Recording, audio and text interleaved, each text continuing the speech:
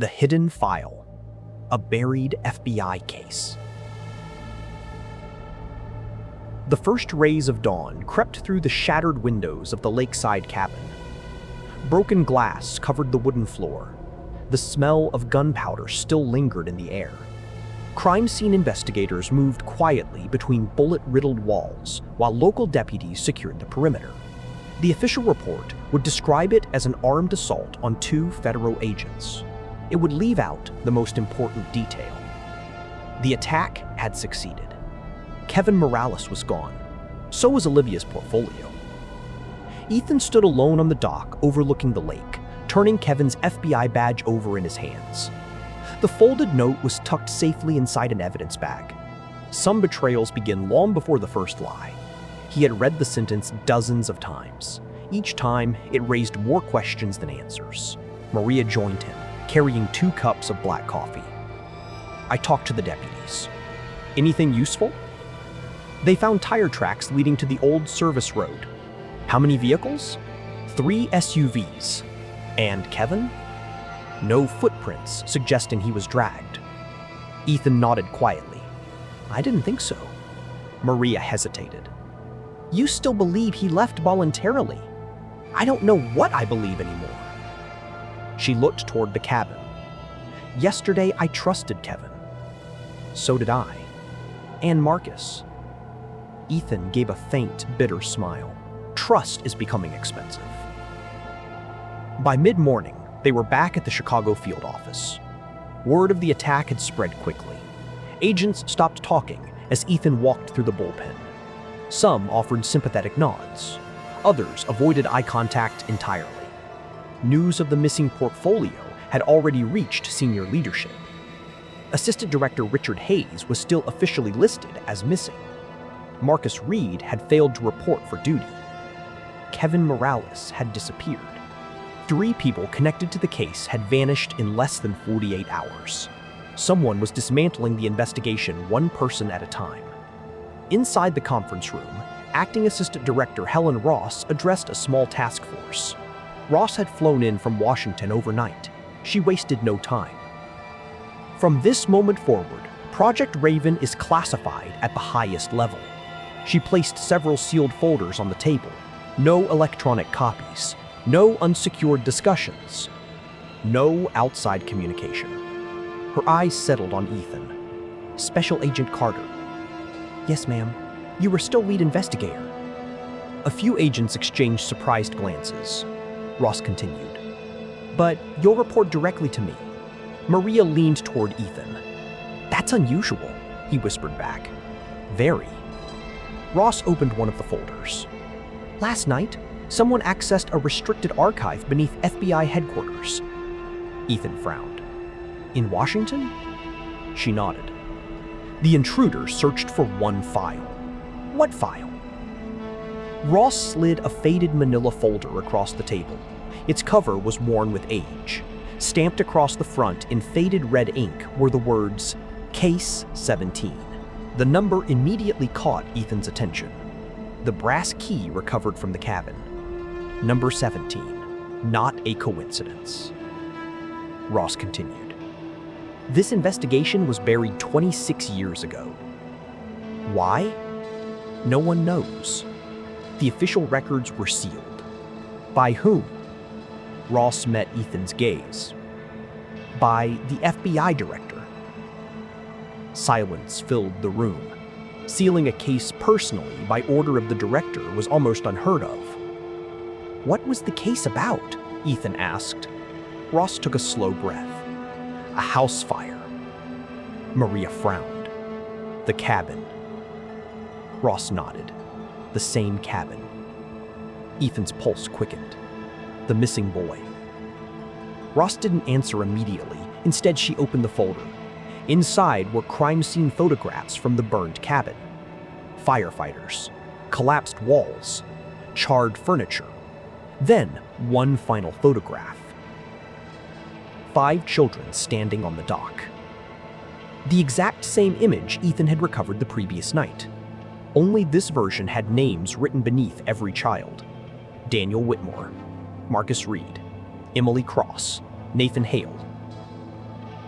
The fifth name had been completely blacked out, not crossed out, removed with thick permanent ink. Ethan stared at it. Someone deliberately erased this child. Ross nodded. We've never been able to determine why. Maria looked through the remaining pages. The file ends here. It can't. It does. Ross folded her hands. The rest of Case 17 disappeared from FBI archives more than 20 years ago. So we're chasing a file that's already been stolen. No. Ross looked directly at Ethan. We believe there was a second copy. Where? She slid one final evidence photograph across the table. It showed an old steel filing cabinet inside a forgotten records room. One drawer stood slightly open. Attached to the front was a small brass lock, engraved on it. 2 Timon 07. The original archive room is scheduled for demolition tomorrow morning, Ross said, if the second copy still exists. WA, you have less than 24 hours to find it. Ethan picked up the photograph. For the first time in days, they finally had a lead that wasn't based on guesses or half-truths. But as he looked closer at the image, something caught his eye. Reflected in the dusty glass of the filing cabinet was the faint outline of a person standing behind the photographer. A tall figure, wearing a dark coat, with a silver raven pin attached to the collar.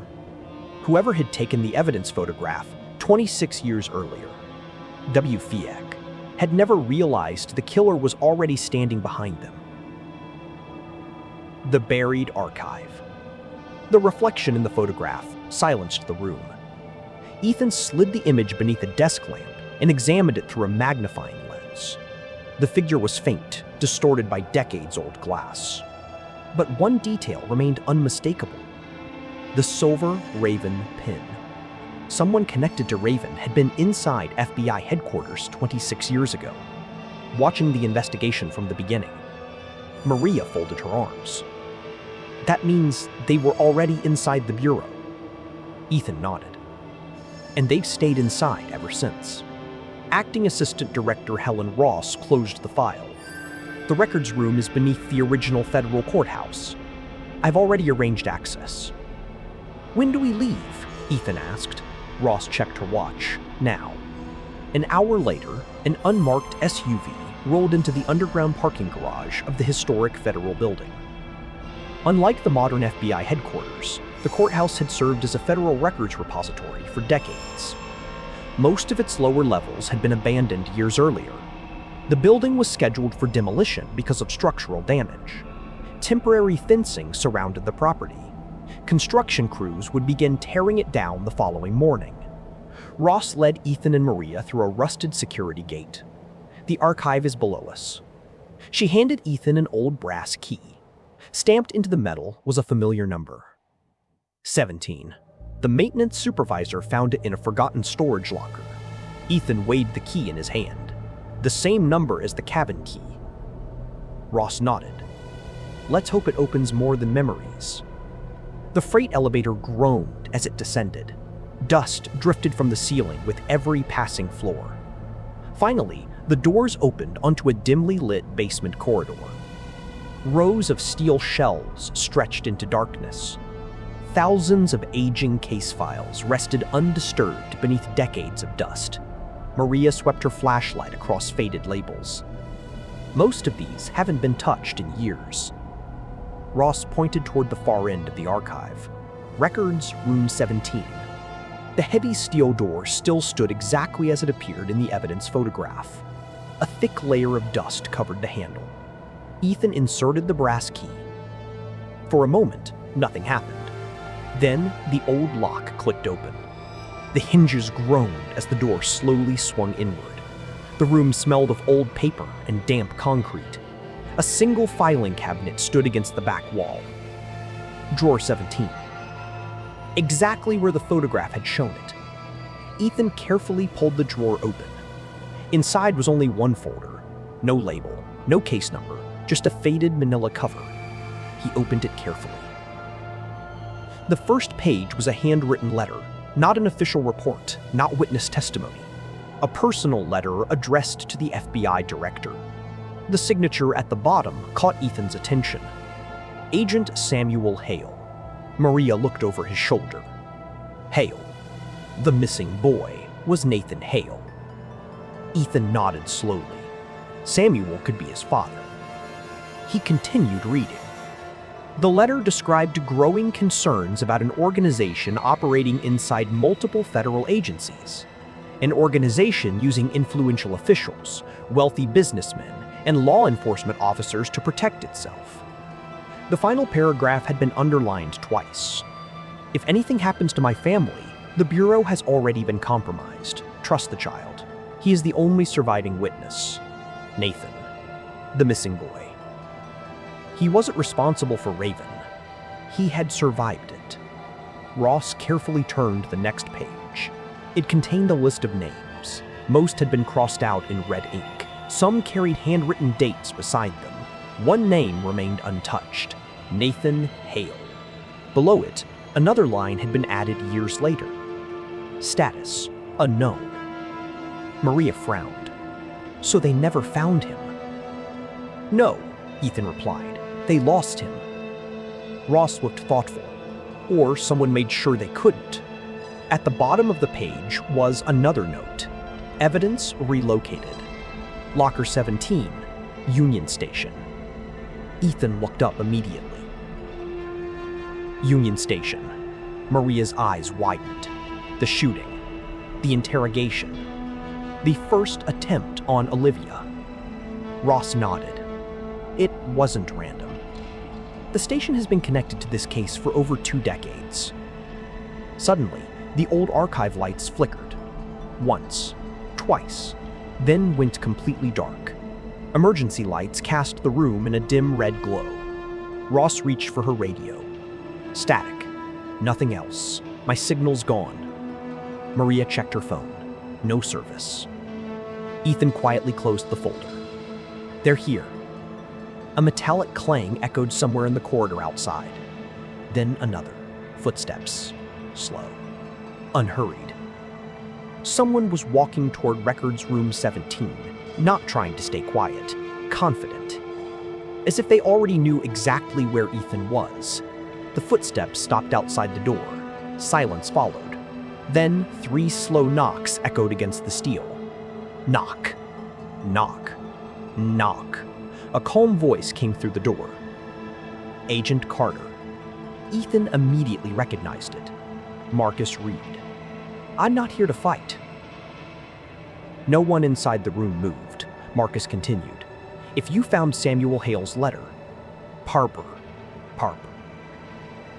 1. Then you're finally asking the right questions. Maria whispered, Don't open it. Ethan remained silent. On the other side of the door, Marcus spoke one final sentence. The man you're hunting, G.G., isn't Nathan Hale. Before Ethan could respond, a deafening explosion shook the far end of the basement. Concrete dust poured from the ceiling. The blast wasn't inside. Records Room 17. It was above them, somewhere in the courthouse. Ross looked toward the stairwell. The demolition crews. Ethan's expression hardened. No, they started early. And suddenly, the realization struck him. If someone had advanced the demolition schedule, they weren't trying to destroy an old building. They were trying to bury the truth forever. Betrayal. The explosion rattled the basement walls. Dust cascaded from the ceiling as the old courthouse groaned under the force of the blast. Chunks of concrete crashed into the corridor outside Records Room 17. Maria instinctively drew her weapon. They're bringing the building down. Ethan shook his head. No. He listened carefully. A second explosion echoed overhead, smaller, more controlled. Those aren't demolition charges. What are they? Military-grade breaching explosives. Someone wasn't demolishing the courthouse. They were sealing it. The emergency lights flickered violently. For a brief moment, the basement was plunged into complete darkness. When the lights returned, The steel door slowly creaked open. Marcus Reed stood in the doorway. His hands were raised. No weapon. His FBI badge still hung from his belt. Dust covered his jacket, and a fresh cut ran across his forehead. Maria immediately aimed her pistol. "Don't move." Marcus obeyed. "I'm unarmed. Stay where you are."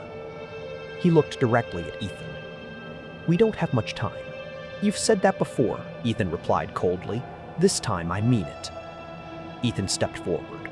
The warehouse, the cabin, Olivia. "Start explaining." Marcus let out a long breath. "I never kidnapped Olivia." "Then where is she?" "I helped her escape." Maria scoffed. "And we're supposed to believe that?" Marcus ignored her. "After Union Station, I learned Raven had infiltrated the Bureau deeper than I imagined. So you disappeared. I had no choice. You could have called me. They were monitoring your phone. You still found a way." Marcus nodded. Only when it was absolutely necessary. Ethan searched his friend's face. For the first time since this nightmare began. Bah. Marcus looked exhausted. Not guilty. Terrified. Another explosion shook the building. The ceiling cracked above them. Ross looked toward the collapsing corridor. "We need to leave." Marcus shook his head. "Not yet." He turned to Ethan. "The file." Ethan tightened his grip on Samuel Hale's folder. "You're not getting it." Marcus smiled faintly. "I don't want it. I want what's inside your jacket pocket." Ethan frowned. "What?" "The photograph. The original cabin photograph. The one Ethan had recovered from the safe house." Marcus continued. "Turn it over." "No. You need to." "Give me one reason." Marcus stepped closer. "Because you've been looking at the wrong child." The room fell silent. Ethan slowly removed the photograph. Marcus pointed toward the fifth child, whose name had been blacked out in the FBI copy. "Fold the corner." Confused, Ethan carefully folded back the edge of the aged paper. Something unexpected appeared beneath the surface. A second layer. Someone had glued another strip of paper over the original caption. Ethan carefully peeled it away. A hidden name emerged. Ethan Carter. Maria stared at the photograph. "No." Ross looked equally stunned. "That's impossible." Ethan felt the blood drain from his face. "My name." Marcus nodded. "That photograph wasn't taken 26 years ago. It was altered. The original image showed 5 children. But after the cabin fire, points. Bore.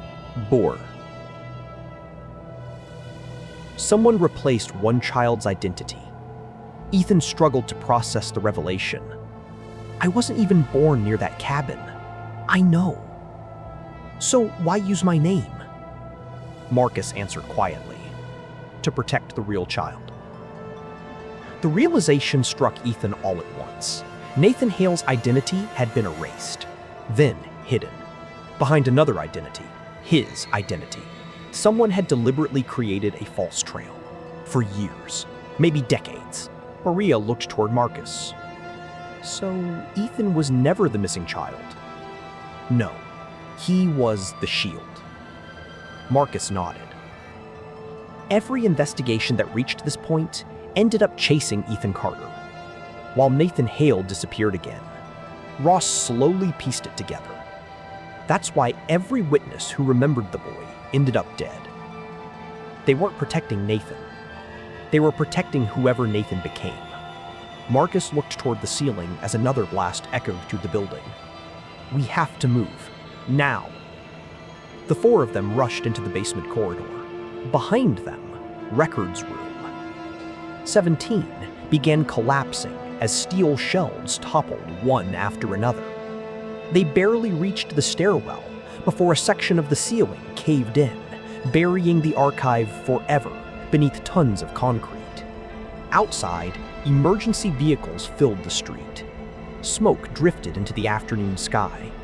Construction workers stood behind police barricades, insisting the explosions had been an accident. Ethan wasn't listening. Across the street, he noticed a familiar figure standing among the crowd. A woman wearing a gray coat, dark hair tucked beneath the hood. Olivia. She looked directly at him. For a brief second, their eyes met. She didn't wave. She didn't smile. Instead, she subtly pointed toward a city bus pulling away from the curb. Then she disappeared into the crowd before anyone else noticed her. Ethan's heart raced. Olivia's here. Marcus turned sharply. Where? There.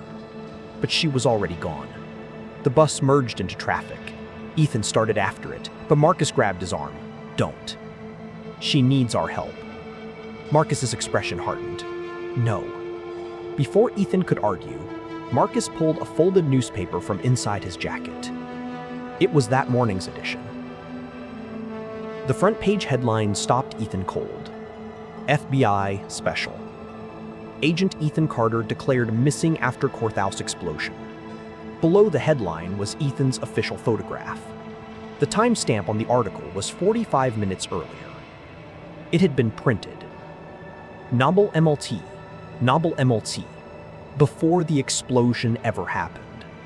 Someone had predicted exactly where Ethan would be, and according to the rest of the world.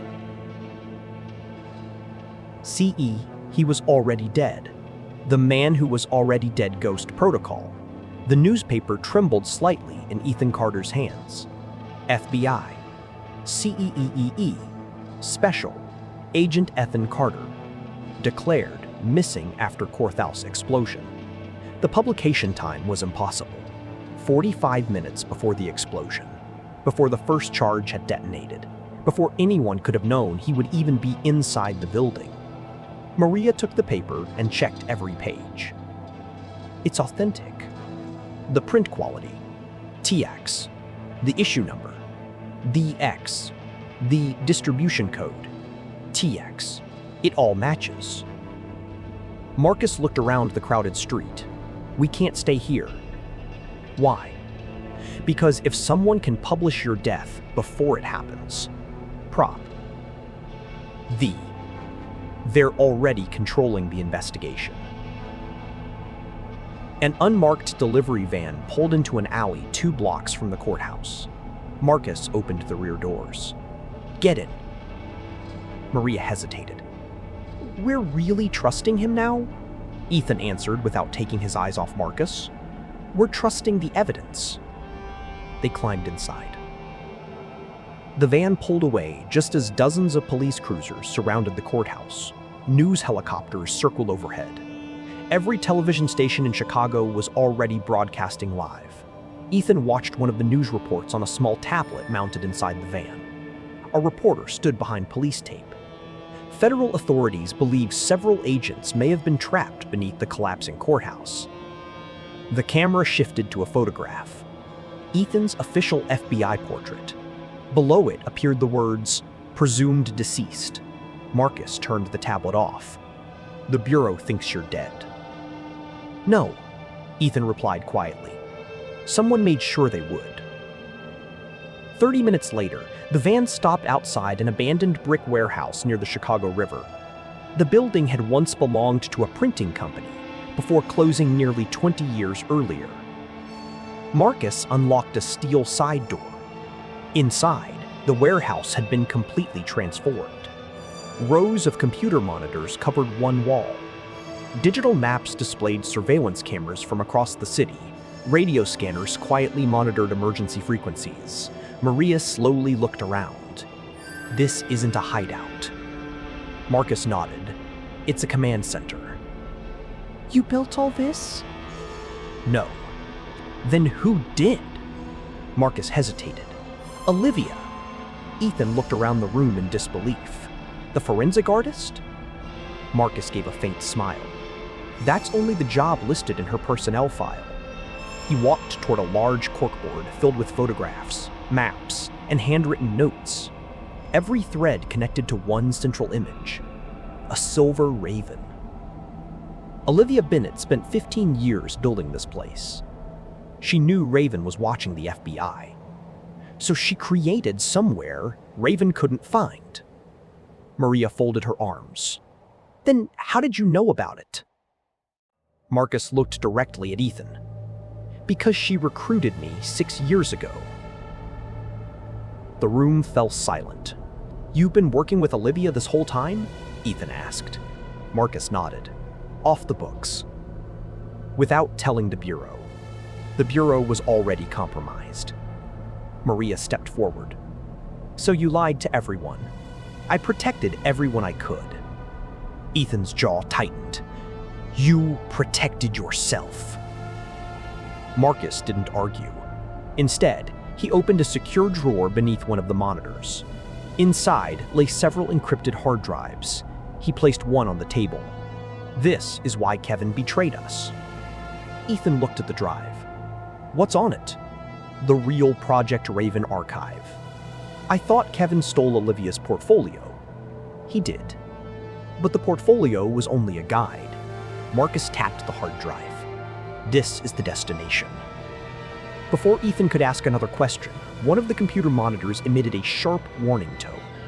A city map appeared on the screen. Red dots began flashing across downtown Chicago. 1, then 5, then 12. Maria frowned. What are those? Marcus's expression darkened. Raven operatives. How do you know? They're activating. The red dot started moving. Not randomly. Every one of them was heading toward the same location. Ethan zoomed in on the digital map. His stomach tightened. Union Station.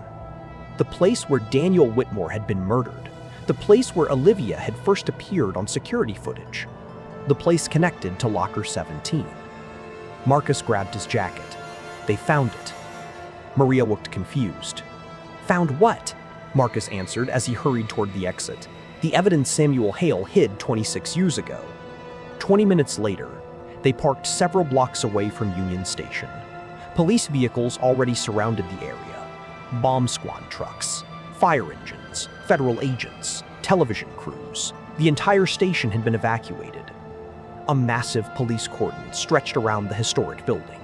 Smoke drifted from one of the underground entrances. Ethan approached a uniformed officer. What happened? The officer looked exhausted. Maintenance workers found a concealed storage locker beneath Platform 4. Ethan and Marcus exchanged a quick glance. Platform 4. The same announcement heard in Olivia's phone call. The officer continued. Before they could open it, someone tried to blow it up. Ethan's pulse quickened. Was anyone hurt? One worker. Alive? He'll make it. Marcus whispered. They got here first. No, Ethan replied. They tried to destroy something before anyone else could see it. Just then, a black government SUV rolled through the police barricade. The rear door opened. A woman in a dark suit stepped out, flanked by armed security agents. Even from a distance, Ethan recognized her. Acting Assistant Director Helen Ross. But something was different. She wasn't speaking to the FBI agents. She walked directly to a group of men wearing no agency identification. The scarred man stood among them. Helen Ross extended her hand. The scarred man shook it. Ethan felt the ground shift beneath him. Maria stared in disbelief. No. Marcus's face hardened. I was afraid of this. Ethan didn't take his eyes off the handshake. Helen Ross isn't investigating Raven. He watched as she accepted a sealed envelope from the scarred man, then calmly walked away without a single word. She's working for them. Locker 17. Ethan lowered the binoculars slowly. Across the street, Acting Assistant Director Helen Ross slipped the sealed envelope into her briefcase before disappearing into the command vehicle. The scarred man walked in the opposite direction, blending effortlessly into the crowd of emergency personnel. Neither of them looked back. Neither behaved like they had just exchanged classified information. It was routine, practiced. Maria exhaled slowly. We just watched an assistant director meet with the people we're hunting. Marcus remained focused on the station entrance. That wasn't their first meeting. Ethan nodded. It won't be their last. Union Station had become a fortress. Local police controlled the outer perimeter. The FBI occupied the main concourse. Bomb technicians worked beneath Platform 4. No unauthorized personnel were being allowed inside. Marcus pulled a small tablet from his backpack. I've still got access to the station's maintenance cameras. I thought Raven controlled the surveillance system. They control the public network. Marcus connected wirelessly to an isolated maintenance server. One camera flickered to life. A narrow concrete tunnel appeared on the screen. At the far end stood a rusted steel door. Painted across it in faded black numbers, Locker 17. The bomb squad had reached it. 4 technicians carefully examined the heavy lock. One shook his head. No explosives. Another inserted a fiber optic camera through the keyhole. After several tense seconds, he looked back toward the others. The locker's full. With what? I can't tell. Marcus enlarged the video feed. There. Ethan leaned closer. On the inside of the locker door was a symbol scratched into the steel. Not a raven. A compass. Its needle pointed north. Below it, someone had carved 4 words. Follow the northern line. Maria frowned. A compass? Ethan stared at the image. I've seen that symbol before. Marcus looked at him. Where? The cabin. What? The old photograph. Ethan quickly removed the evidence photo from his jacket. He studied the dock behind the 5 children. At the edge of the wooden pier stood a weathered post. Carved into the side was the same compass symbol. No one had noticed it before. Maria compared the 2 images. They match. Marcus's expression changed. Samuel Hale wasn't leaving clues for the FBI. He was leaving them for Nathan. Without warning, the maintenance camera feed froze. The image distorted, then went black. Marcus checked the connection. I've lost the signal. A second later, every police radio around the station erupted with overlapping voices. Shots fired. Officer down. South entrance. Crowds scattered as armed officers rushed toward the main terminal. Smoke poured from one of the station's side corridors. It was a diversion, Ethan said. Marcus nodded. They're pulling security away from Platform 4. And someone else is going for the locker. Ethan looked toward the maintenance entrance. No time for warrants. Maria smiled. I was hoping you'd say that. The 3 slipped into a nearby service alley and reached an unlocked maintenance access door Marcus had discovered years earlier. They descended a narrow stairwell into the underground tunnels. The sounds of chaos above faded behind them. The tunnels were eerily quiet. Old electrical cables ran along damp concrete walls. Maintenance carts sat abandoned on the tracks. Marcus stopped at a junction. Platform 4 is this way. They moved cautiously through the darkness. Then Ethan noticed something. Fresh footprints in the dust. Small, light, not military boots, running shoes. Maria knelt beside them. Someone came through here less than 10 minutes ago. Marcus shined his flashlight farther down the tunnel. The footprints continued toward Locker 17. Only one person, moving fast. They rounded the final corner. The steel door to Locker 17 stood open. Too late. Someone had already been there. The bomb squad technicians were unconscious on the floor, restrained with plastic zip ties. None appeared seriously injured. The locker itself was empty, except for one object. A small cassette tape rested neatly in the center. Nothing else. Ethan picked it up carefully. Handwritten across the label were 6 words. Play only if Ethan survives. Maria looked around the room. Whoever came here wanted you to find this. Marcus's flashlight swept across the floor. Not just that. He pointed toward the far wall. Written in fresh chalk were two names: Olivia Bennett, Nathan Hale. An arrow pointed deeper into an abandoned railway tunnel that no longer appeared on any official map. Before anyone could react, a faint voice echoed from somewhere in the darkness ahead. Ethan. It was weak, barely audible, but unmistakable. Olivia. She called his name once more. Then, a single gunshot echoed through the tunnel. The silence that followed was far more terrifying than the shot itself, the voice in the tunnel. The gunshot echoed through the abandoned railway tunnel. Then came silence.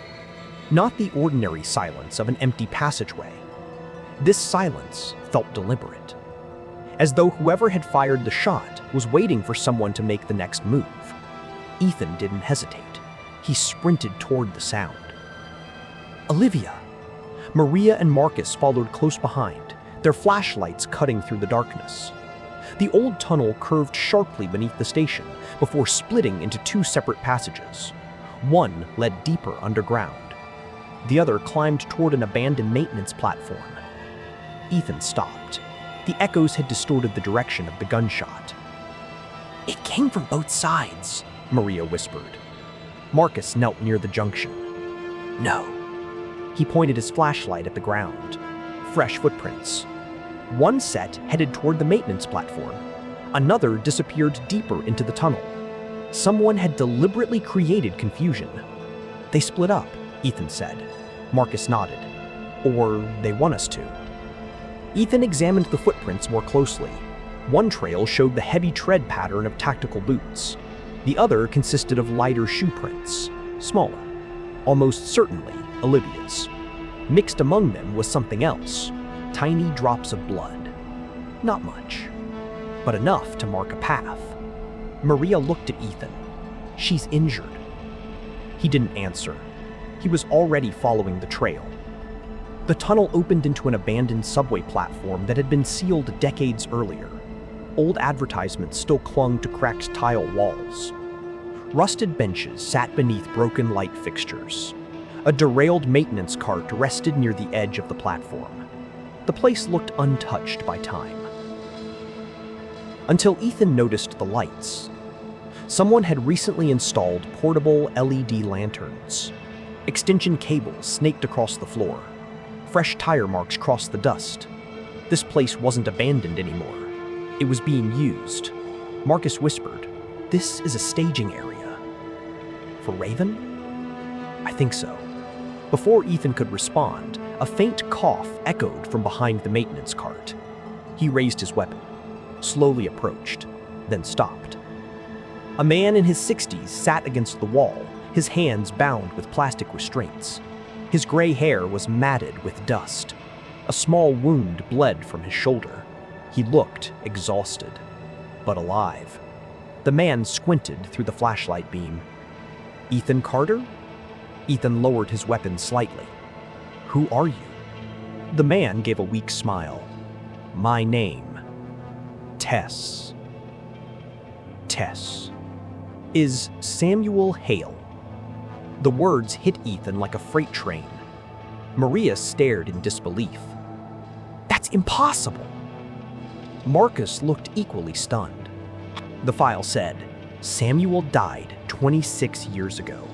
Samuel let out a tired laugh. That's exactly what Raven wanted everyone to believe. Ethan quickly cut the restraints. Samuel winced as he tried to stand. "They've been moving me for years. Safe house to safe house, prison to prison, always one step ahead of anyone looking."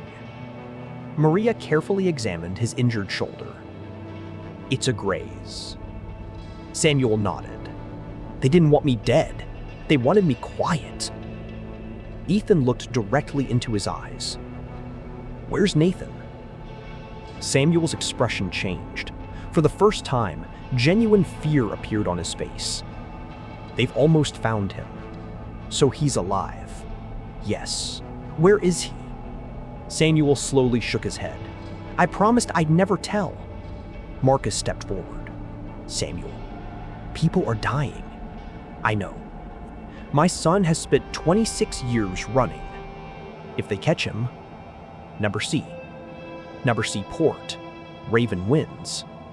A distant engine rumbled through the tunnel. Marcus looked toward the darkness. Vehicle. Headlights appeared around the far curve. Not one vehicle. 3 black tactical trucks rolled slowly toward the abandoned platform. They found us, Maria said. Samuel closed his eyes. No, they followed me. The trucks stopped 50 yards away. Armed operatives stepped out, forming a defensive perimeter. Then the scarred man emerged from the lead vehicle. He wasn't carrying a rifle, only a folder. He looked directly at Samuel. You've made this much harder than it needed to be. Samuel stood protectively in front of Ethan. You'll never reach him.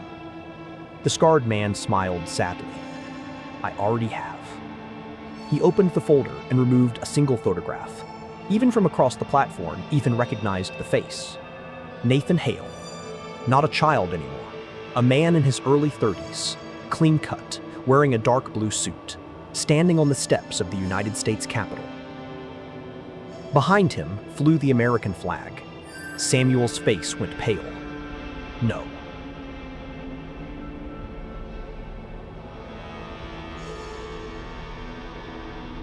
Chapter.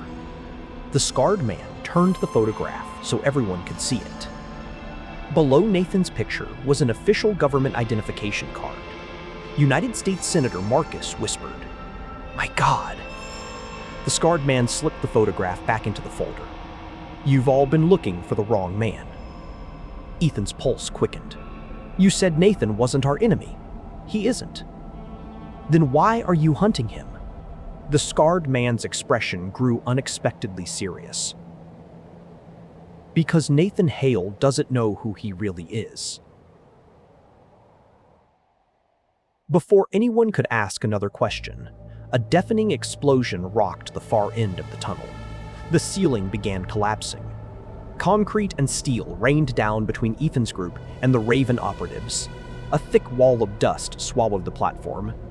When the air finally began to clear, the scarred man and his team were gone. Only the photograph remained on the ground, partially buried beneath broken concrete. Ethan picked it up.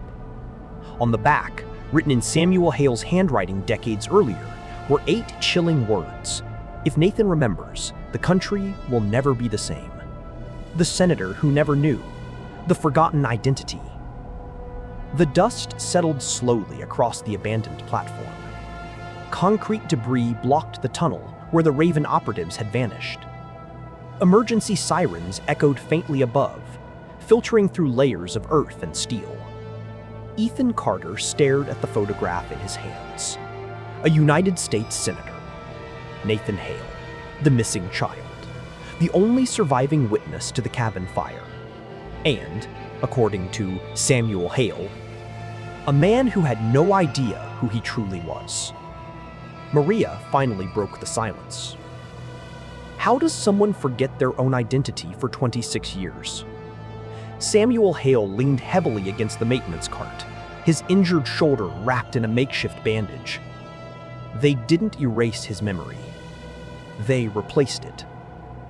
Marcus looked toward Samuel. Start at the beginning. Samuel closed his eyes for a moment, as if replaying memories he had spent decades trying to bury. 26 years ago, I wasn't investigating ordinary organized crime. I was leading a joint FBI task force. Our target wasn't a gang. It was an invisible network. A network hidden inside government agencies, financial institutions, defense contractors, intelligence services, and private corporations. They called themselves Raven. Maria frowned. We already know that. Samuel slowly shook his head. No. You know the name. You don't know the purpose. He reached into his jacket and removed a faded notebook. Its pages were yellow with age. On the inside cover was written one sentence. Project Raven wasn't created to steal power. It was created to choose who would hold it. The words hung heavily in the tunnel. Ethan took the notebook. Inside, were handwritten organizational charts stretching back decades. Business leaders, military officials, federal judges, governors, cabinet members, foreign diplomats, each connected by lines leading to a single circle at the center. No name, only one symbol. A silver raven. They don't control governments, Samuel said quietly. They influence the people who eventually lead them. Marcus flipped through the notebook. There are names here from 30 years ago. Samuel nodded. And names added only months ago. Maria stopped at one page. Her expression changed instantly. Ethan. He looked over her shoulder. Near the bottom of the newest list was a familiar name. Helen Ross. Next to it, Samuel had written, "Confirmed, level 4 clearance." Marcus frowned. "Level 4? Samuel nodded. "There are 6 levels. So she's important. Very." Ethan continued scanning the page. Another name appeared beneath hers. Richard Hayes confirmed. Level 5. Then another. Scarred man. No real name. Only one handwritten note. Field Commander. At the top of the hierarchy, Chi. The final space remained blank. Instead of a name, Samuel had written, "The Director Identity Unknown." A sudden vibration came from Marcus's secure tablet. He looked at the screen. His expression darkened. "I just intercepted an encrypted FBI bulletin." "What does it say?" Ethan asked. Marcus turned the screen toward them. "Urgent Federal Alert. Wanted for treason Special Agent Ethan Carter." Ethan's official photograph filled the display. The charges appeared beneath it. Murder of Daniel Whitmore. Kidnapping of Olivia Bennett. Espionage. Destruction of federal property. Maria stared in disbelief. "They're blaming you for everything." Samuel wasn't surprised. "They've reached the final stage." "What final stage?" Samuel looked directly at Ethan. "They've turned you into the villain." Ethan remained silent. He had expected Raven to manipulate evidence, but this was different. This wasn't just an investigation anymore. It was a nationwide manhunt. Marcus enlarged the bulletin. A reward had already been authorized. Every federal agency, every state police department, every airport, every border crossing, every law enforcement officer in the country would now be looking for Ethan Carter. Maria whispered, "You can't go back." Ethan nodded slowly.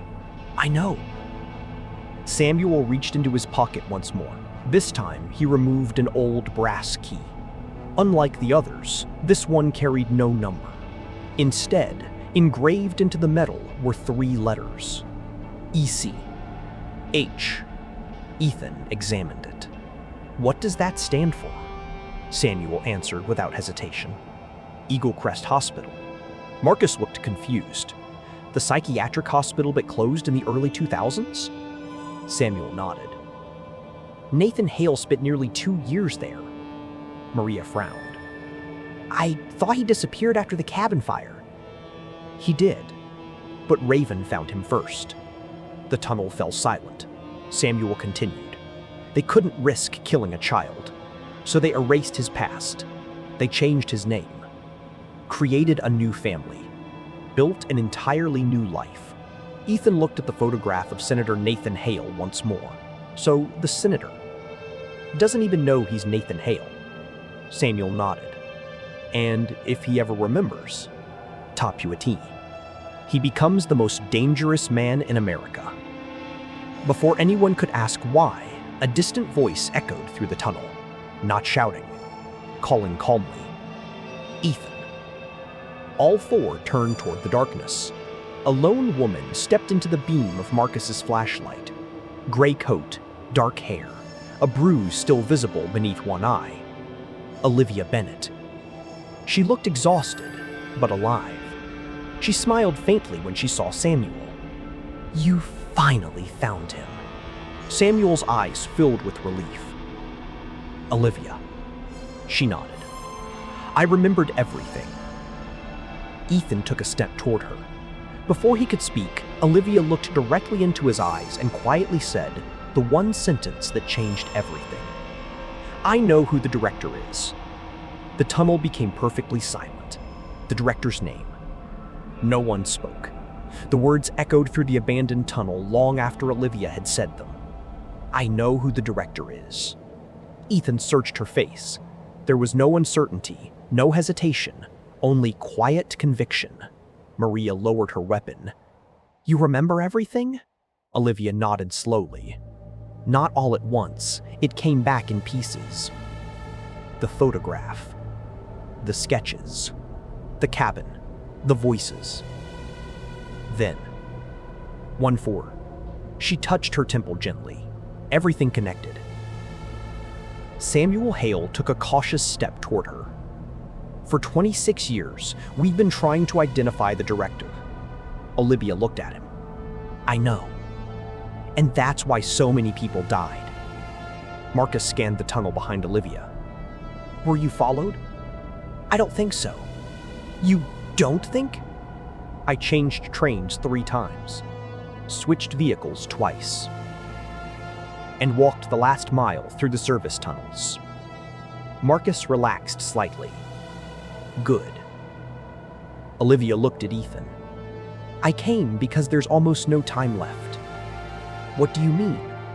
"They've accelerated the timeline. They moved into an abandoned maintenance office hidden off the main platform." Marcus locked the steel door while Maria covered the only entrance. The room contained little more than a dusty table and several rusted filing cabinets. Samuel spread his notebook across the table. Olivia placed a folded sketch beside it. It wasn't a portrait, it was a floor plan. Ethan recognized it immediately. "The Capitol?" Olivia nodded. "The underground service level beneath the Senate chamber." Samuel looked up sharply. "Why do you have this?" "Because that's where Raven is meeting." Maria frowned. "A meeting?" Olivia nodded. "In 48 hours. Marcus looked stunned. "You know the date? I know the room." She pointed to a circular chamber hidden beneath the building. No public records mention it. Samuel whispered, "The Founder's Room. Tuple 1, double 1. Double un. Double." Ethan looked at him. "You've heard of it?" Samuel nodded slowly. "I thought it was a myth." Olivia turned another page. This time, it was a sketch of an elderly man. Silver hair, wire-rimmed glasses, kind eyes. A face that looked more like a university professor than the head of a criminal network. No name was written beneath the portrait. Only one title. The director, Maria, stared at the drawing. "That's him?" Olivia nodded. "I've never met him." "So how did you draw him?" I remembered. She pointed to the corner of the page. The image was buried in my memory from years ago. Ethan studied the face. It didn't look familiar. Marcus, however, suddenly went pale. "I've seen him." Everyone turned toward him. "Where?" Marcus swallowed. 3 years ago. At FBI headquarters. He was meeting privately with Director Evelyn Brooks. The room fell silent. Samuel closed his eyes. "If that's true." Marcus nodded. "It is." Nobody questioned him. He walked through every security checkpoint, like he owned the building. Ethan leaned over the table. Who was he introduced as? Marcus frowned. "I don't remember." There was no announcement. No credentials. The director met him personally. Olivia quietly added, "Because Raven doesn't recruit powerful people. They recruit the people who control access to power." Samuel nodded. "Exactly." Maria looked from one face to another. "So, the director has been walking into federal buildings for years. WF's time. And no one knew who he really was?" "No," Olivia said softly. "They knew. They just believed a different name." Before Ethan could ask another question, Olivia removed a small envelope from inside her coat. She handed it to him. "This belongs to you." He looked confused. "I've never seen it before." You have. You just don't remember. Inside was an old Polaroid photograph. The image had faded with age. It showed a young FBI agent standing beside a smiling woman outside the lakeside cabin. Between them stood a little boy. Not Nathan, not Marcus, not Daniel, another child entirely. On the back of the photograph, written in blue ink, were 7 words. For Ethan, when he's old enough to understand. Ethan stared at the handwriting. It matched Samuel Hale's notebook. He slowly looked up. What is this? Samuel's face lost all color. His hands began to tremble. No. Number seat. Olivia looked at him sadly. I didn't want to believe it either. Samuel whispered, That's impossible. Ethan turned the photograph over once more. There was one final line beneath the message. A date. It had been taken 3 years before Ethan Carter was officially born. The room fell into stunned silence. Maria looked at Ethan, then at the impossible date, then back at Olivia. There has to be a mistake. Olivia didn't answer. Instead, she looked directly into Ethan's eyes. The biggest lie Raven ever told. 9999 wasn't about Nathan Hale. It was about you. Part 3. The truth about Ethan. The maintenance office became eerily quiet. Ethan stared at the Polaroid, reading the date again and again. 3 years before his official birth. It was impossible. Or at least, it should have been. Maria finally broke the silence. Photographs can be mislabeled. Samuel nodded weakly. They can. The ink could have been added later. Olivia didn't argue. Instead, she removed a small evidence envelope from her backpack. Inside was a faded hospital document. Eagle Crest Hospital, she said quietly. The records weren't completely destroyed. Marcus examined the paper. It's an admission log. Samuel's breathing became shallow. What date? Olivia turned the page toward him. The same week as the cabin fire. There, in neat typewritten text, was a single entry. Patient Nathan Hale condition, severe psychological trauma. Transferred by Agent Samuel Hale. Samuel slowly closed his eyes. That's right. I took him there myself. Olivia nodded. But that's not all. She slid a second page across the table. Unlike the first, this one had been heavily redacted. Only a few lines remained visible. One of them caught Ethan's attention. Secondary juvenile transfer. Identity sealed. No name? Maria asked. Olivia shook her head. The name was removed. But one thing wasn't. She pointed to the admission number, ECH 217. C. Marcus frowned. What does that mean? Olivia looked at Ethan. I think there were 2 children. Samuel's face turned pale. No. Olivia continued carefully. I don't believe Nathan entered Eagle Crest alone. I believe another child was admitted under a sealed identity. Samuel leaned heavily against the wall. His hands trembled. I told them. I refused. Tretch. He stopped speaking. Ethan stepped closer. Samuel, what aren't you telling us? Samuel looked at the old notebook on the table. For a long moment, he said nothing. Finally, he spoke. The cabin fire wasn't supposed to happen. Everyone waited. It was supposed to be a witnessed relocation. My family, Nathan. And another family? Maria frowned. What other family? Samuel's eyes slowly met Ethan's. Your parents. The room froze. Ethan felt the air leave his lungs. My parents? Samuel nodded. Your father was an FBI intelligence analyst. He discovered financial records connecting Raven to several shell corporations. He contacted me. We planned to move both families the same night. What happened? Someone betrayed us. Marcus quietly looked toward the floor. Raven, Samuel nodded. They arrived before we could leave. The cabin burned. Most people believed everyone inside had died. Maria whispered, "But Ethan wasn't born yet." Samuel looked at her. No, he wasn't. Olivia gently placed another document on the table, a revised birth certificate, issued 3 years after the fire. Different hospital, different county, different signatures. Every record had been legally filed. Every seal appeared authentic. Marcus looked at Ethan.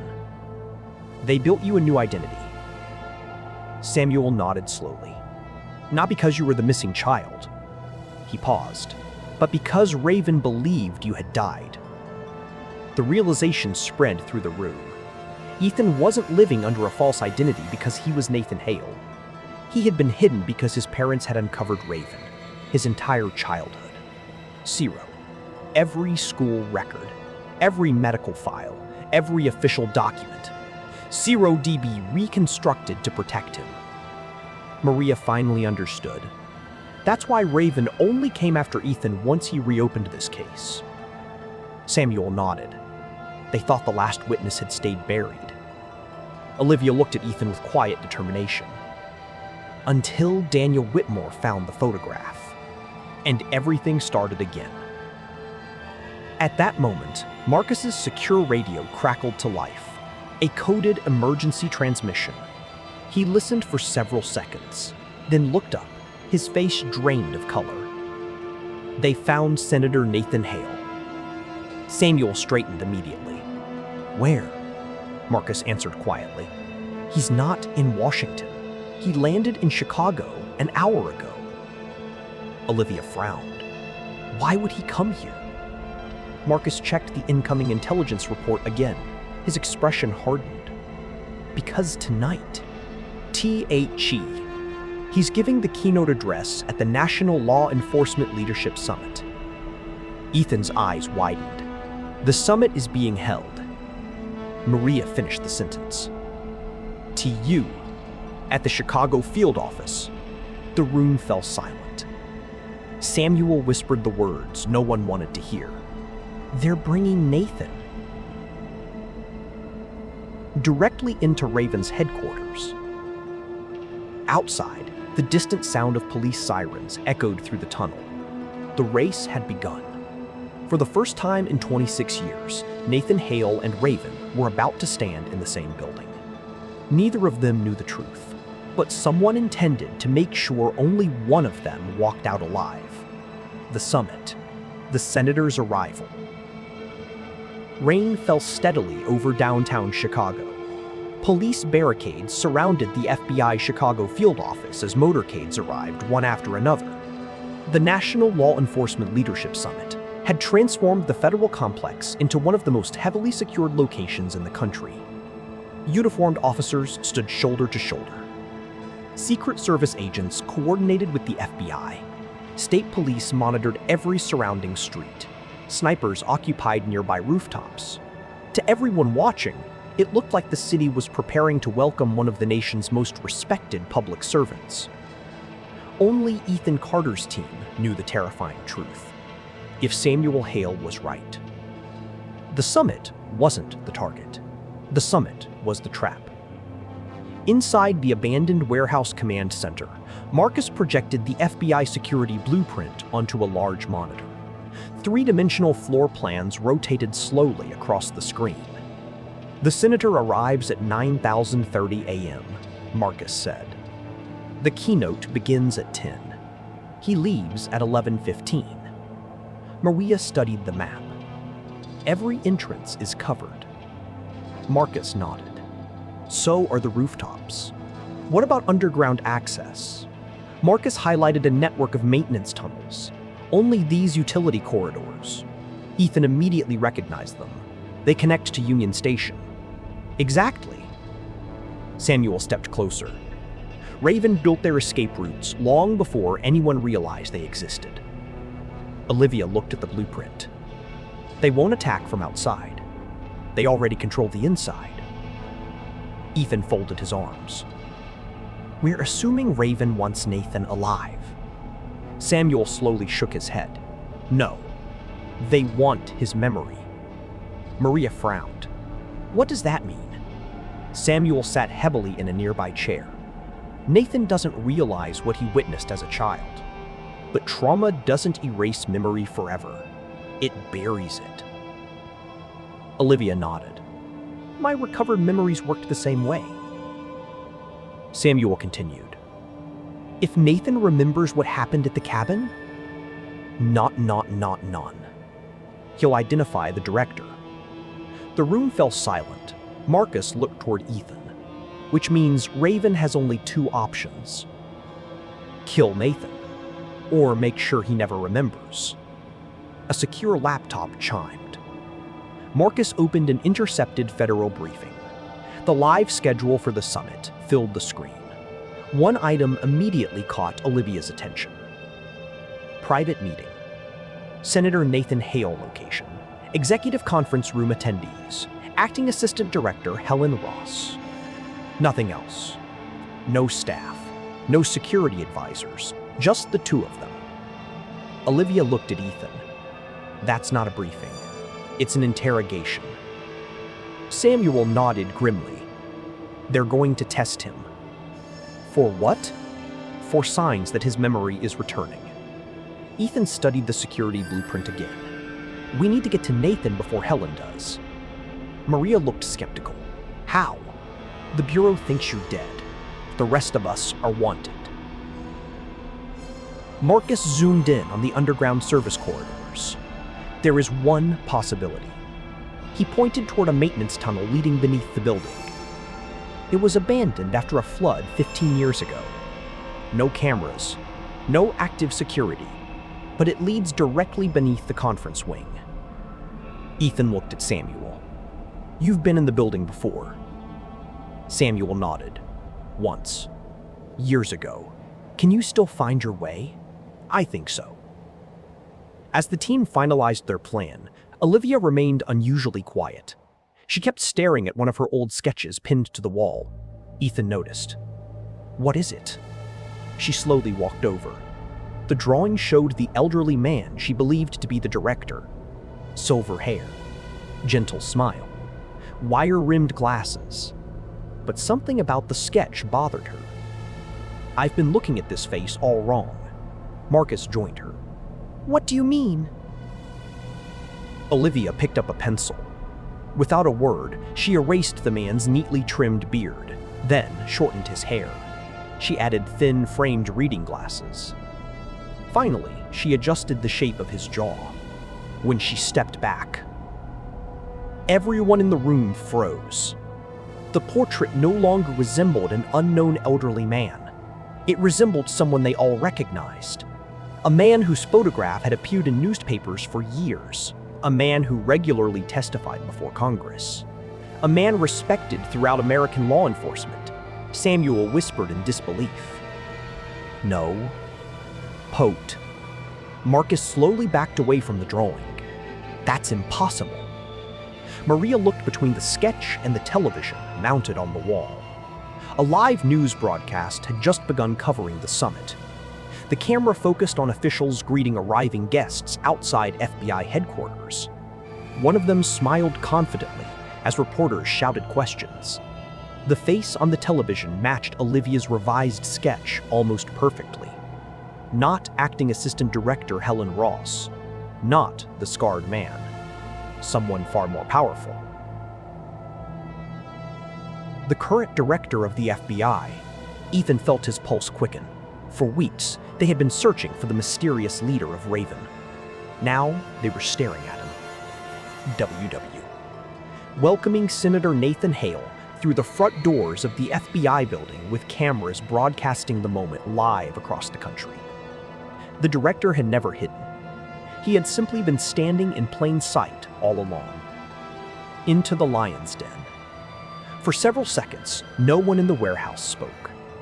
The television continued broadcasting the summit live.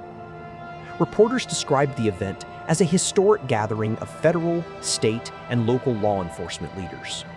On the screen, the director of the FBI shook hands with governors, police chiefs, and foreign delegates. He smiled for the cameras, applauded the honor guard, welcomed Senator Nathan Hale to Chicago. To the rest of the world, it was another ceremonial appearance. To Ethan's team, it looked like the opening move in a carefully planned execution. Marcus muted the television. We can't assume Olivia's memory is perfect. Samuel looked at the sketch. We don't have to. Marcus frowned. What do you mean? Samuel reached for his old notebook. The director was never a name. It was a position. Maria looked confused. So there wasn't just one director? Samuel nodded. No. When one retired, another inherited control of Raven. The organization survived because people chased individuals. They never realized they were hunting an office. Ethan stared at the television. So, the man leading the FBI. Genius. ESSEAM, DSE, is simply the current director. Samuel closed the notebook. And one of many.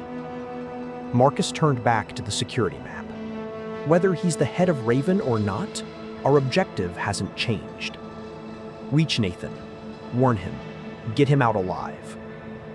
Maria checked her sidearm.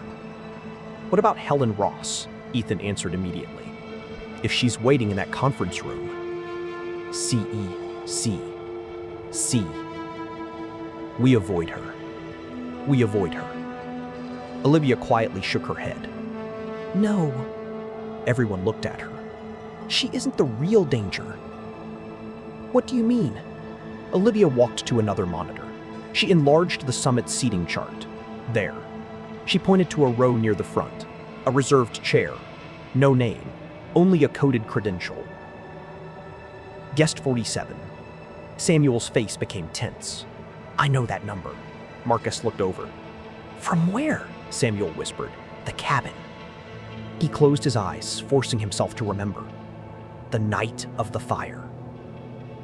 There weren't just armed men. There was one man giving orders. He never used names. He called everyone by numbers. Maria frowned. And?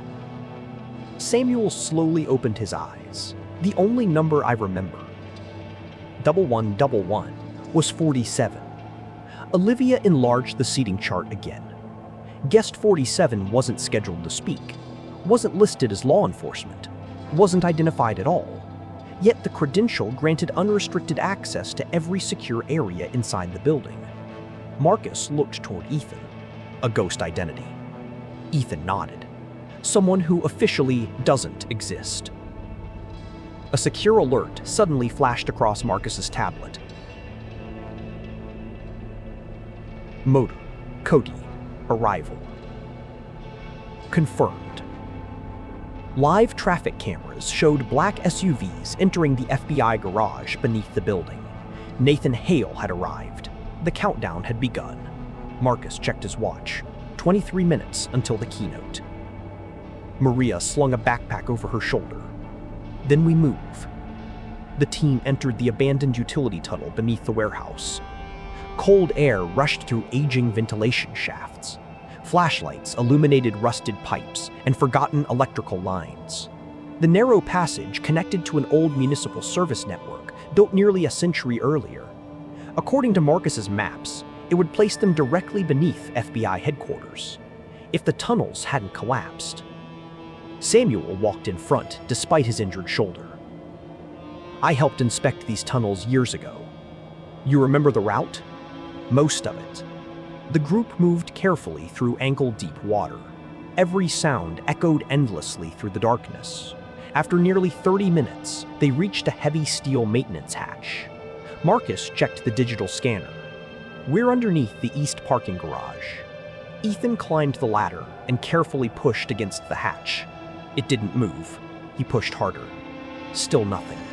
Maria whispered, "Blocked?" Ethan listened carefully. Footsteps. Dozens of them. Vehicles passing overhead. The garage was directly above them. Marcus checked another access point farther down the tunnel. This way. They hurried toward a second ladder. This hatch opened easily. Ethan slowly lifted it just enough to see through. His heartbeat stopped. They weren't beneath the parking garage. They were beneath the executive conference wing, directly below the private meeting room. Voices echoed through the floor above. One of them belonged to Helen Ross. The other, Nathan Hale. Ethan motioned for silence. The voices became clearer through the ventilation grate. Ross spoke with practiced calm. "Senator, thank you for agreeing to this confidential discussion." Nathan answered politely. "I assumed it concerned today's security arrangements." "In part." A brief pause followed. Then Ross asked a question that made everyone below freeze.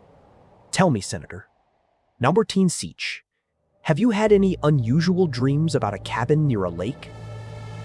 Silence. Several long seconds passed. Then Nathan replied quietly, "No." Ross didn't respond immediately. Instead, she asked another question. "What about a little boy named Marcus?" Marcus's face went pale. Samuel gripped the wall to steady himself. Above them, Nathan hesitated. His voice changed ever so slightly. "I, Dine, Ty. I don't know anyone by that name." Ross's tone softened. "Of course you don't. Memory can be unreliable. But sometimes, T. It returns when we least expect it." Before anyone below could react, another voice entered the room. Deep, calm, authoritative. A voice Ethan had heard before, not in person, only once, on an old recording recovered from Olivia's portfolio.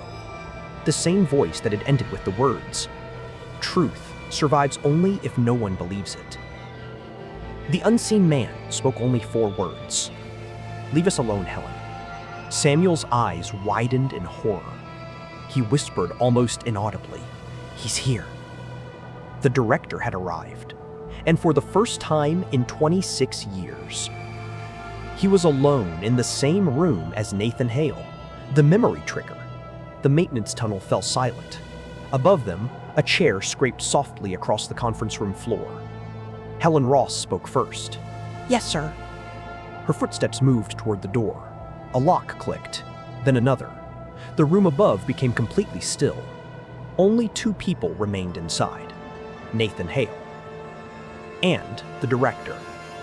Ethan carefully positioned a miniature audio recorder beneath the ventilation grate. Marcus connected it to an encrypted receiver. The director's voice came through with remarkable clarity. "Senator Hale, I appreciate you making time before your speech," Nathan answered politely. "I wasn't aware I had a choice." A faint chuckle followed. "Everyone has a choice. Some simply don't realize which choices matter." Samuel closed his eyes. Same voice. "No doubt." The director walked slowly across the room. His footsteps echoed through the ceiling. "I've followed your career for years, Senator. Military service, law school, public office. A remarkable life." Nathan replied calmly. "I've been fortunate." "No, you've been protected." Ethan's expression hardened. The director continued. "Tell me, have you ever wondered why you have no memories before the age of 8? The question struck like lightning. Above them, silence. Long, uncomfortable. Finally, Nathan spoke. "I was told I suffered a childhood head injury." "You were. And you've never questioned that explanation?" "I had no reason to." The director stopped walking. "You do now." Maria looked at Samuel. "He knows." Samuel nodded grimly. "He's trying to unlock Nathan's memory." Marcus whispered, "We have to stop this." Ethan held up a hand. "Wait."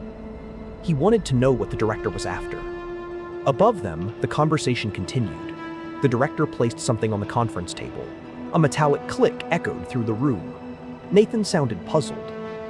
"What's that?" "An old photograph." Ethan's heart skipped. The cabin. The director's voice became softer. "Take your time. Look at it carefully. We've all forgotten things we'd rather remember." Several seconds passed. Then Nathan inhaled sharply. "I "Do you see?" the director asked. "A lake, a dock, 5 children." His breathing became uneven. There was a fire. Samuel gripped the edge of the tunnel wall so tightly, his knuckles turned white. "It's happening." Nathan's voice grew strained. "I hear screaming. Someone's shouting my name." The director remained calm. "Whose voice?" "I don't know." "Try." More silence. Then, "Dad." "Dead." Samuel's eyes filled with tears. Nathan had remembered. Only one word. But it was enough. The director immediately changed his tone. "Very good. Now tell me, who started the fire?" Nathan let out a painful groan. I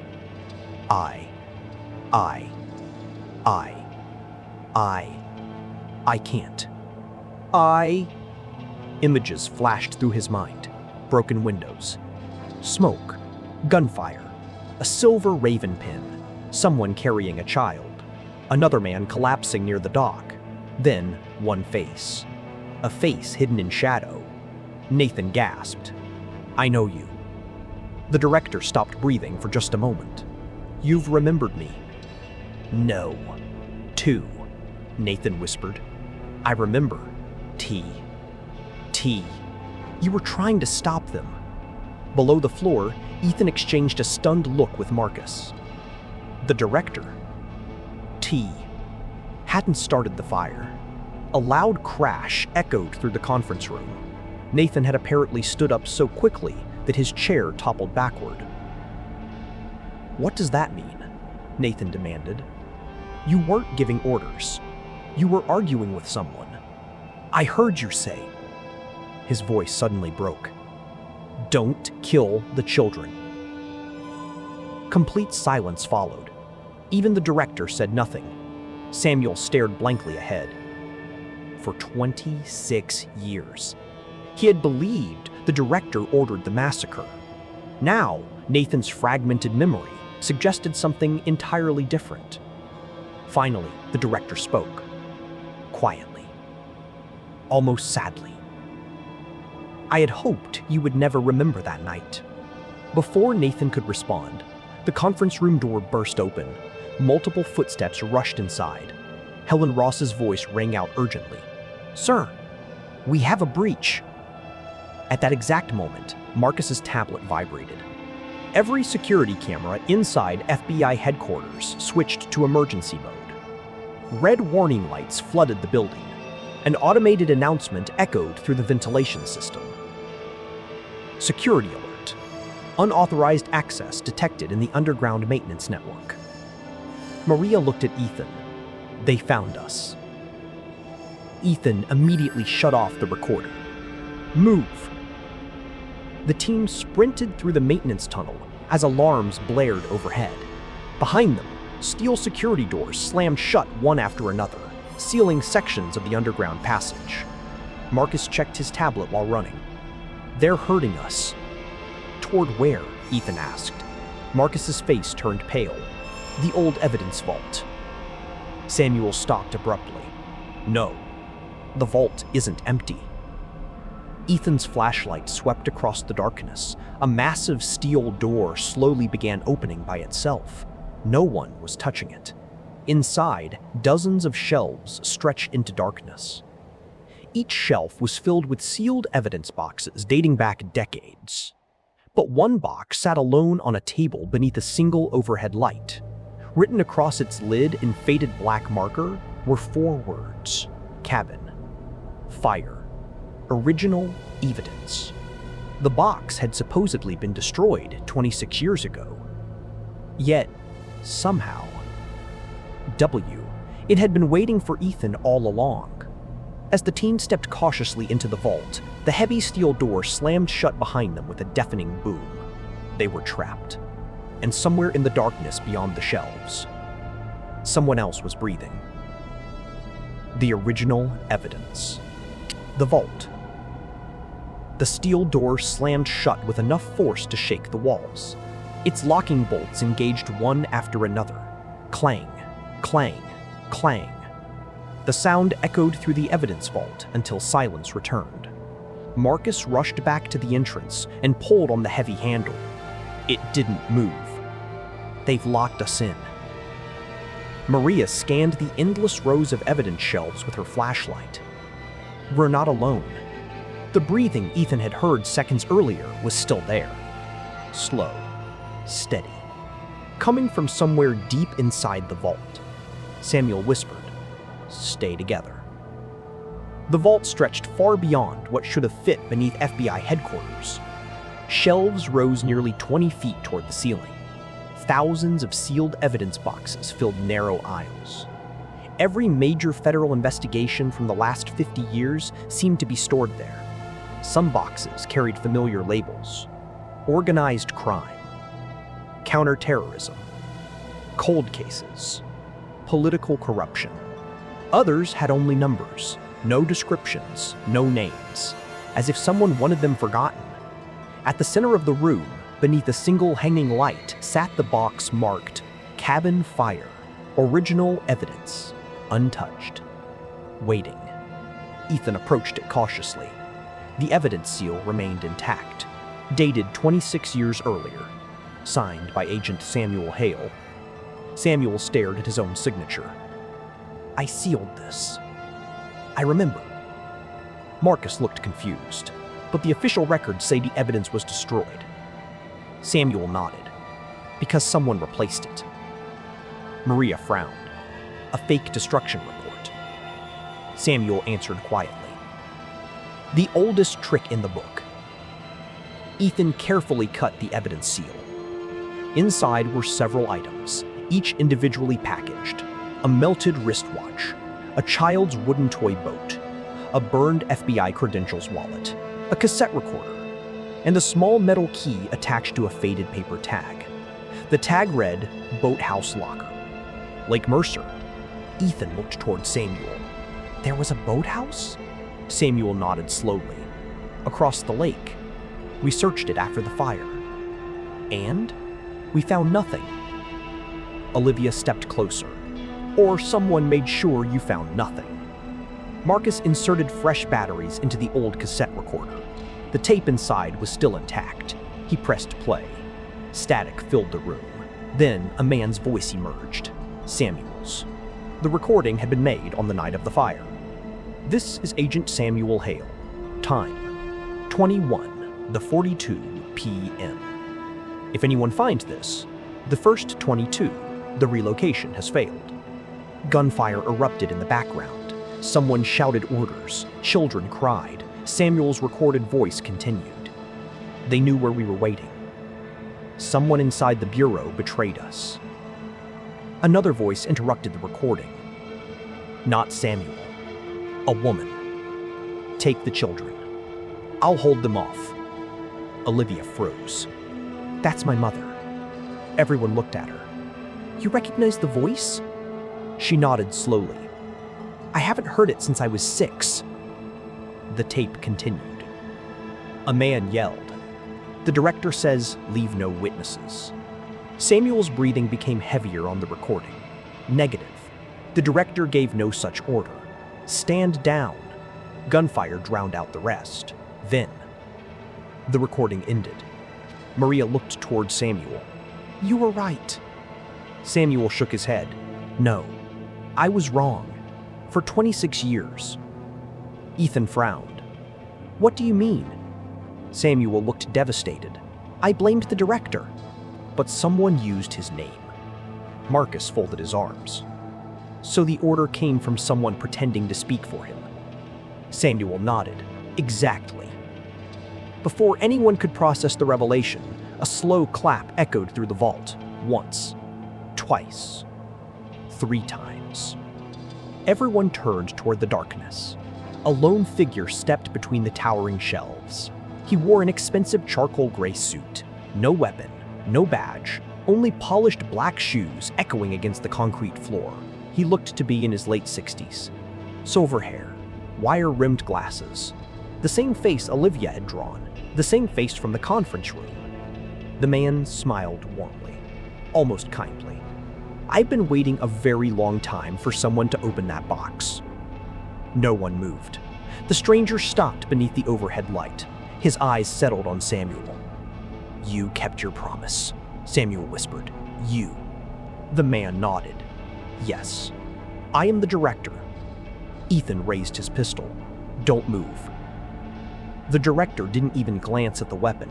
Instead, he looked at Olivia. "You remembered more than I expected." Then, at Marcus. "You survived longer than I predicted." Finally, pryly, his eyes met Ethan's. "And you, pry." A faint smile crossed his face. "Bry. Brog, exactly like your father." The sentence hit Ethan harder than any bullet ever could. The director slowly reached into his coat. Maria tightened her grip on her weapon. "Hands where I can see them." He ignored her. Instead of pulling out a gun, tie. He removed a worn leather wallet. Inside was an old family photograph. He placed it gently on the evidence table. Ethan stared at it. His heart stopped. The photograph showed his parents. Samuel Hale, Olivia's mother, a young Marcus, Nathan Hale, and standing beside Ethan's father, the director himself. All of them were smiling, like lifelong friends. The director looked at Ethan with unmistakable sadness. "I didn't come here to kill your family. I came here to save it." The vault fell completely silent.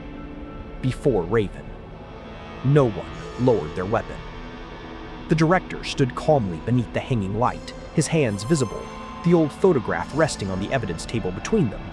Ethan couldn't take his eyes off it. His father, his mother, Samuel Hale, a young Marcus, Nathan as a child, Olivia's mother, and the director, all smiling together, not like strangers, like colleagues, like friends. Maria broke the silence. "Don't believe a single word he says." The director nodded gently. "You shouldn't. You should believe the evidence."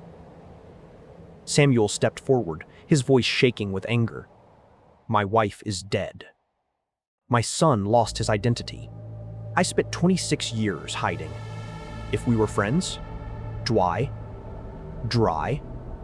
Why did all of that happen?" The director didn't answer immediately. Instead, he looked around the vault. "Do you know why this room still exists?" No one replied. "Because some truths are too dangerous to destroy." He pointed toward the evidence shelves.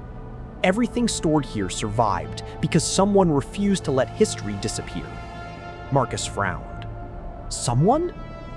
The director gave a weary smile. "Me." Olivia's eyes narrowed. "You're expecting us to believe you protected evidence against your own organization?" "My organization." The director repeated the phrase quietly. "That's the first misunderstanding." He reached into his jacket again. This time, he removed an old, leather-bound journal. The cover was cracked with age. Embossed on the front were 2 words. Project Raven. Samuel's breathing quickened. "I've never seen that. You weren't supposed to." The director carefully placed the journal beside the photograph. "This is the original charter, written 32 years ago." Ethan kept his pistol raised. "Open it." The director nodded. "You should." Ethan carefully flipped through the brittle pages. There were no criminal plans, no lists of targets, no assassination orders.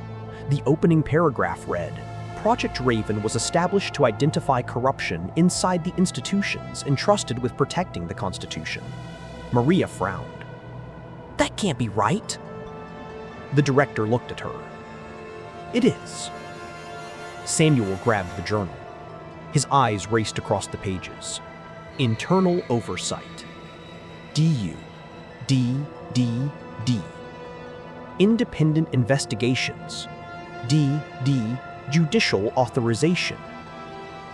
D. He looked up in disbelief. This wasn't a criminal network. No, It was a classified anti-corruption task force. Marcus slowly shook his head. Then what happened? The director's expression darkened. The same thing that happens to every secret organization. It was infiltrated. Silence settled over the room. The director continued. For its first 6 years, Raven exposed corrupt judges, intelligence leaks, organized crime networks, and foreign influence operations. It saved lives. It protected the country. Samuel whispered, "I remember hearing rumors. You were never supposed to." The director nodded. Then, one day, burst, burst. The people we were investigating joined us. Maria looked confused. How? They didn't destroy Raven. They promoted themselves into it. Ethan lowered his pistol slightly. So there are 2 Ravens. The director smiled sadly. Finally, the original Raven, and the one that exists today. Olivia looked at the old photograph again. My mother knew. Yes. So did Daniel Whitmore. So did your father. Samuel looked at the director. And me? You discovered it too late. Marcus crossed his arms. Then who gave the order at the cabin? The director's eyes hardened for the first time. A man using my authority. Who? I never learned his real name. What did you call him? The director answered without hesitation. Black Raven. The name hung in the air. Samuel whispered, I've never heard it, because no one who identified him survived long enough to report it. Ethan stepped closer. If you're telling the truth. But why spend 26 years hiding? The director looked directly into his eyes. Because Black Raven won. He took control of the organization. He turned the Bureau against itself. He buried evidence, created false identities, started wars that never officially existed.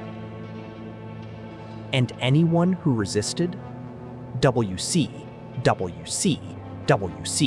became a traitor. Marcus slowly looked at Helen Ross's name in Samuel's notebook.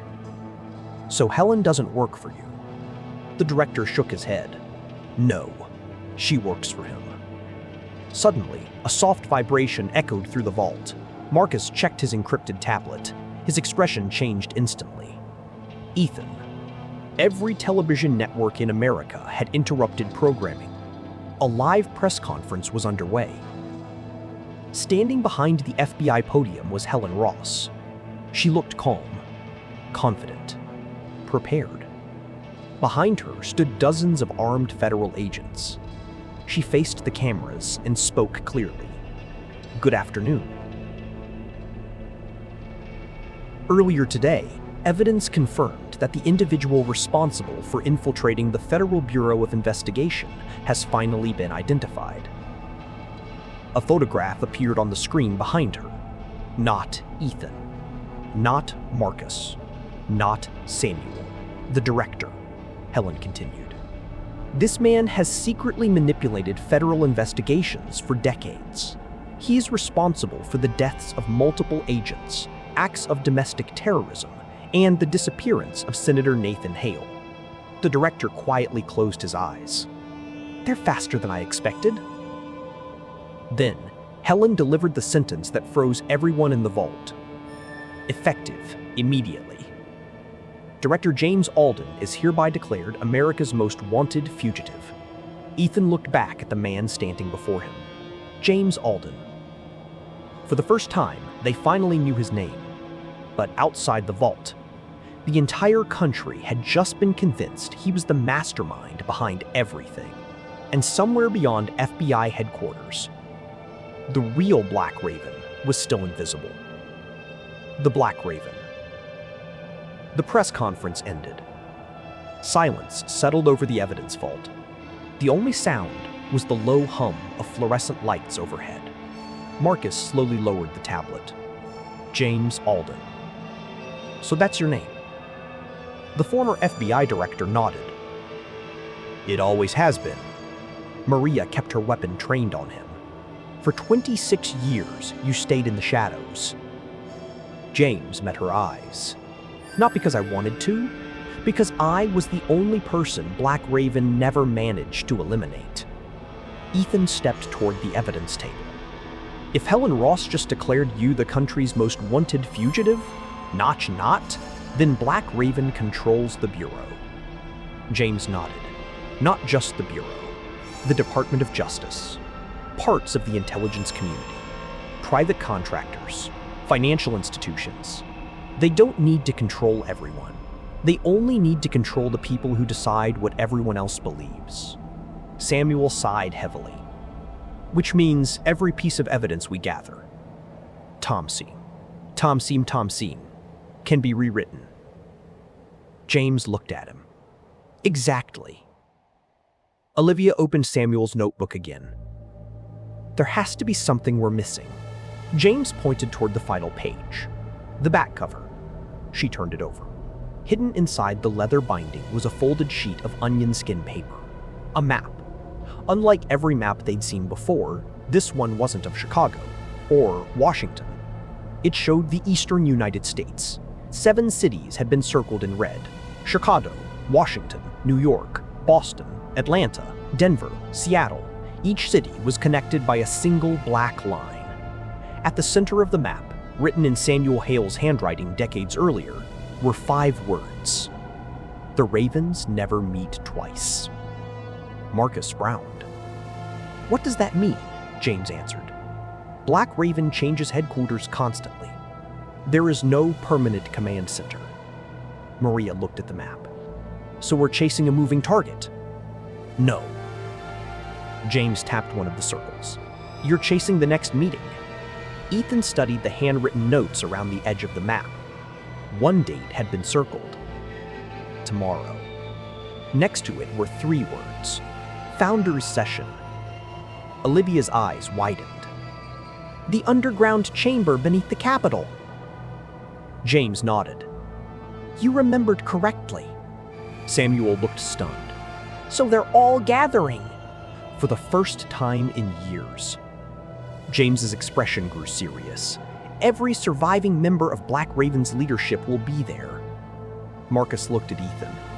This is our chance. James shook his head. No, it's a suicide mission. Before anyone could respond, a loud metallic bang echoed from outside the vault. Then another. Maria turned toward the sealed steel door. They found us. Marcus checked the building cameras through his tablet. His face turned pale. Hundreds. What? Federal agents. Hostage rescue team. SWAT. Tactical units. They've surrounded the entire underground level. James closed his eyes. They're not here to arrest us. How do you know?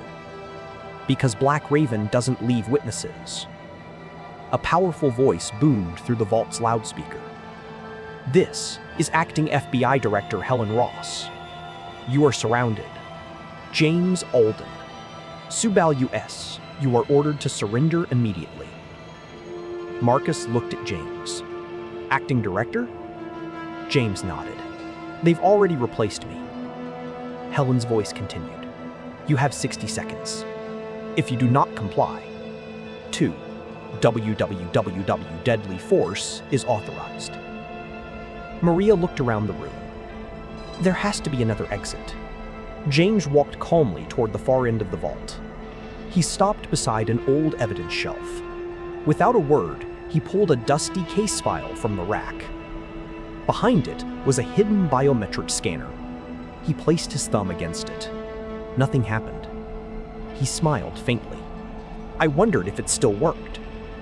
A soft mechanical click echoed through the room. An entire section of shelving slowly rotated inward, revealing a narrow passage.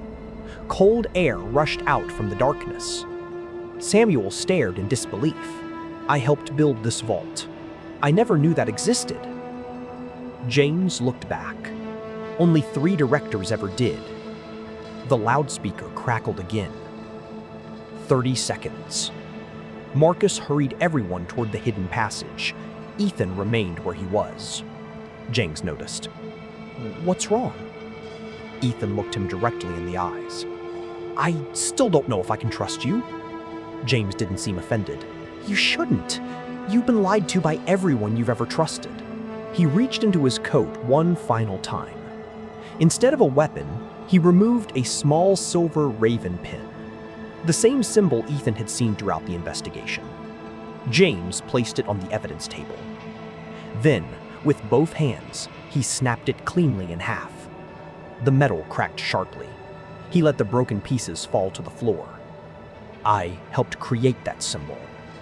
His voice was filled with regret. "And I should have destroyed it years ago." For the first time since meeting him, Ethan believed the sorrow in the old man's eyes. Not because of what he said, because of what he had just destroyed. A deafening explosion ripped through the vault door. Steel twisted inward, smoke poured into the room. The assault had begun.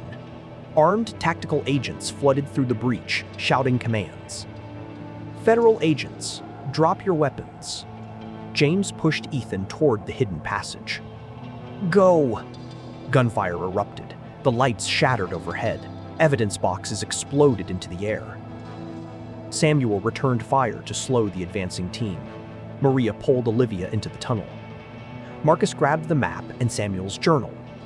Ethan looked back one last time.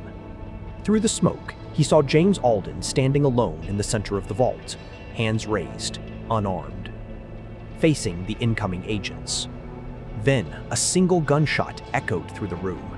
The hidden passage slammed shut automatically. Everything went dark. No one knew who had fired. No one knew who had fallen. The only certainty was that when the door reopened, nothing would ever be the same. End of chapters.